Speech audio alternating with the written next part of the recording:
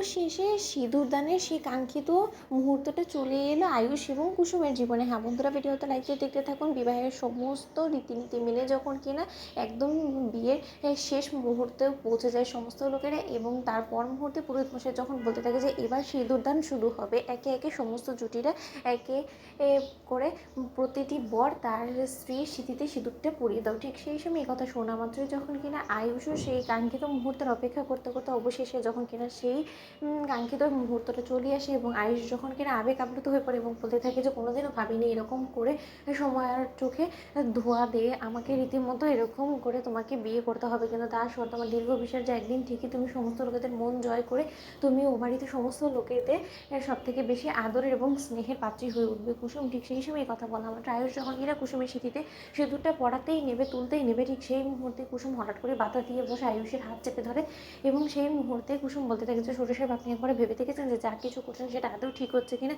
তার কারণ একবার যদি আপনি আমার স্মৃতিতে সিঁদুরটা পরিয়ে দেন, তার পরবর্তীতে কিন্তু গোটা জীবনের জন্য আমরা একে অপরের সঙ্গে বাধা পড়ে যাবো, এবং তার পরবর্তীতে আর পেছন ফিরে তাকানোর কোনো আর সুযোগ থাকবে না। এবং দেবীমা এবং কর্তার চোখে এরকম করে ধুলো দিয়ে কি আমরা কোনো মতে ভালো কাজ করছি বলে আপনার অন্তত মনে হয় এরকম করে বাবা মাকে টকিয়ে কি কোনো মতেই আমরা জীবনে উন্নতি করতে পারবো? বলুন তো, আমরা কি আদৌ সুখী হতে পারবো? আমার তো কোনো মতেই মনে হয় না।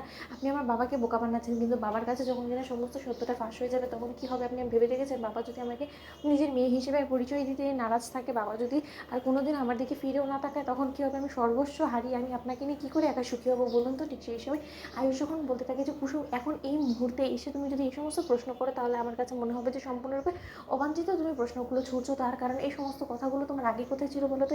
অবশেষে যখন কিনা এত কাঠখড় পোড়ানোর পর সমস্ত লোকেদেরকে মানিয়ে যখন কিনা অবশেষে আমরা আমাদের সাকসেসের দ্বার প্রান্তে এসে পৌঁছেছি, সেখানে এসে তোমার হঠাৎ করে মনে হচ্ছে যে যেটাই আমরা করছি সেটা ভুল হচ্ছে। কিসের ভুল বলো তো? যেখানে দুজন ভালোবাসার মানুষ একে অপরকে ভালোবেসে বিয়ে করতে চলেছে, পরিবার পরিজন সমস্ত লোকেদের উপস্থিতিতে বিয়ে করছে, তাতে করে আমার তো মনে হয় না যে কোনো রকম কোনো অন্যায় হচ্ছে। এবার যা হচ্ছে ভালোই হচ্ছে এবং ভালোর জন্যই হচ্ছে, এবং ঈশ্বরের আশীর্বাদ আছে বিদায় কিন্তু আমরা এতদূর অবধি পৌঁছতে পেরেছি। তাই তুমি আর কোনো রকম কোনো বাধা সৃষ্টি করে আর কোনো রকম কোনো জটলা পাকানোর চেষ্টা করো না, কারণ আমাদের হাতে কিন্তু সময় একদমই কম।